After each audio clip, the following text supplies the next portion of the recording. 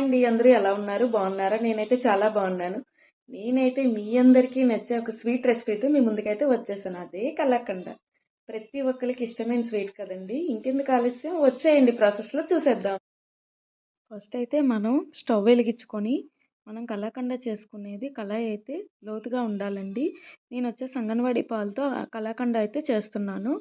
So next వచ్చేసి నేను cake టిన్ ఒకటి తీసుకొని దానికి బటర్ పేపర్ అప్లై చేసేసి పక్కన పెట్టేశాను. ఇలాగ మనం పాలైతే అడుగంటకుండా కలుపుతూనే ఉండాలండి దగ్గర ఉండి. తర్వాత వెనిగర్ వేసుకొని పాలు విరగ్గొట్టేసుకోవాలన్నమాట.